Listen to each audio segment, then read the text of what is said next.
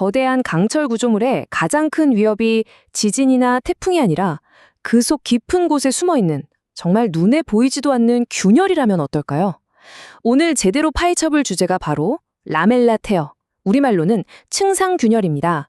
이건 용접으로 만든 강철 구조물의 안전을 위협하는 아주 위험하고도 또 종종 오해받는 결함이죠. 좋습니다. 바로 시작하죠. 이번 분석에서는 우선 용접부에 숨어있는 균열, 라멜라 테어가 대체 뭔지 그 정체부터 밝혀보겠습니다. 그리고 강재 자체에 어떤 숨겨진 결함이 있는지 파헤쳐보고요. 이걸 막기 위한 3가지 설계 대응책과 궁극의 소재인 Z강까지 알아본 뒤에 이 모든 게 결국 시공이 아닌 설계의 문제라는 중요한 결론까지 함께 달려가 보겠습니다. 자, 첫 번째 장입니다. 용접부의 숨은 균열. 이 위험한 녀석이 대체 어디서 또 어떻게 시작되는지부터 한번 자세히 들여다보죠.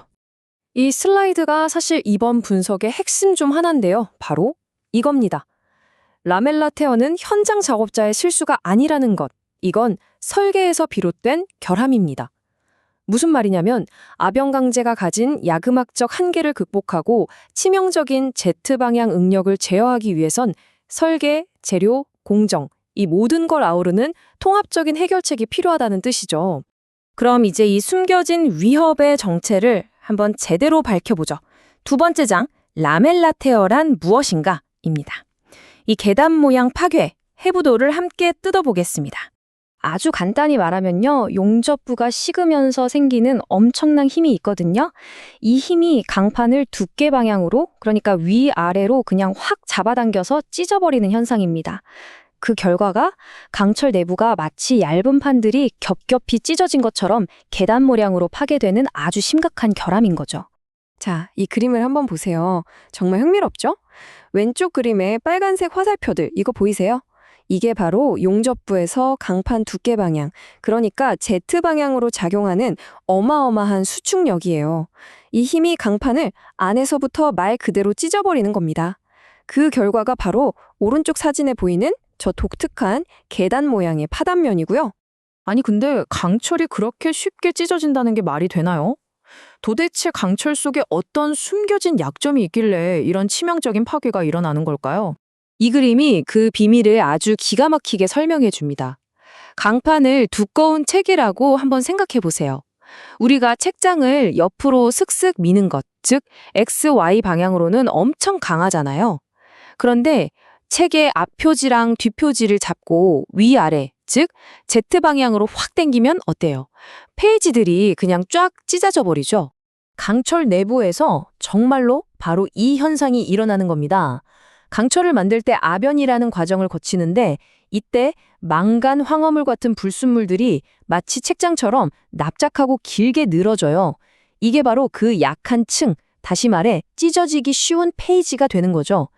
여기에 용접 때문에 생긴 Z방향 응력이 빡 가해지면 이 약한 층들이 찢어지면서 순식간에 거대한 균열로 커져버리는 겁니다.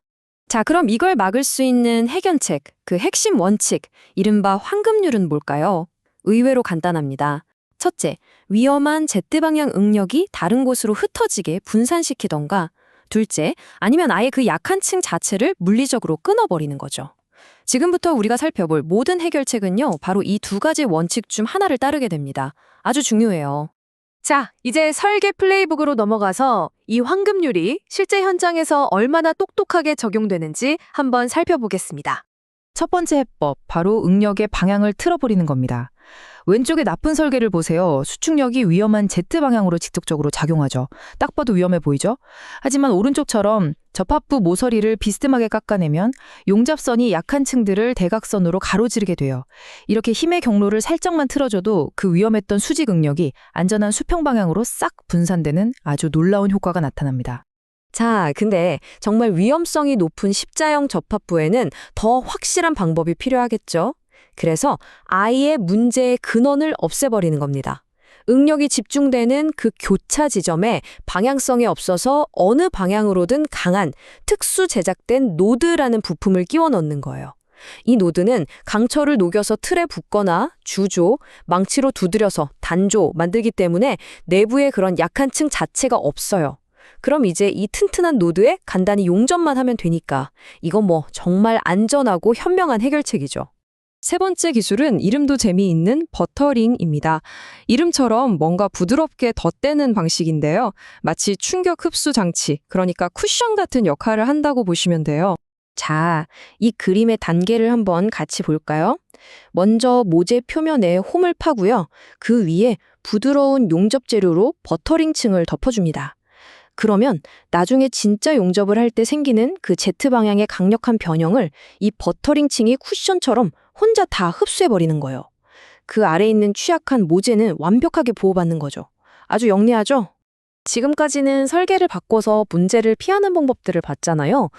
효과적이지만 어딘가 좀 근본적인 해결책은 아닌 것 같죠? 만약에 강철 자체를 고칠 수 있다면 어떨까요? 바로 지강이 그 궁극의 해답입니다. 이 슬라이드가 그 차이를 정말 극명하게 보여주는데요. 왼쪽 일반 강재에는 날카로운 불순물들이 마치 작은 칼날처럼 박혀서 균열의 시작점이 될 준비를 하고 있죠. 하지만 오른쪽 지강을 보세요. 제강 과정에서 화학 성분을 조절해서 이 위험한 불순물들을 작고 동글동글한 무해한 공 모양으로 바꿔버린 특수 강재입니다. 찢어지기 쉬운 폐지 자체가 사라진 거니까 이건 뭐 문제의 근원을 그냥 뽑아버린 셈이죠. 자, 그럼 이 모든 이야기에서 우리가 절대 잊지 말아야 할 가장 중요한 교훈은 뭘까요? 이 플레이북 매트릭스가 모든 걸 한눈에 아주 멋지게 요약해주네요. 라멜라 테어 예방은 딱 한 가지 방법으로 끝나는 게 아니라 설계부터 자재 조달 그리고 시공까지 이어지는 하나의 통합 전략이라는 겁니다. 우리가 얘기했던 접합부 모양 바꾸는 건 설계 단계에서, Z강을 쓰는 건 자재 단계에서, 버터링은 시공 단계에서 각각의 역할을 다 해줘야 한다는 거죠. 그래서 결론은, 그리고 가장 중요한 점은 바로 이겁니다. 라멜라 테어는 현장에서 땀 흘리는 용접공의 잘못이 아니라는 겁니다. 이건 재료가 가진 고유한 약점을 고려하지 않은 설계의 결함이라는 거죠. 이건 문제의 책임을 현장에서 설계실로 옮겨오는 정말 중요한 관점의 전환이에요. 그래서 우리는 이 질문을 스스로에게 던져봐야 합니다. 지금 우리가 짓고 있는 이 수많은 구조물들, 그 안전은 정말 설계 단계에서부터 제대로 고려되고 있을까요? 아니면 우리 눈에 보이지 않는 저 깊은 곳에서 숨겨진 균열이 조용히 때를 기다리고 있는 건 아닐까요? 진짜 안전은 용접봉이 불꽃을 튀기기 한참 전 바로 그 설계 도면 위에서 시작된다는 것 잊지 말아야겠습니다.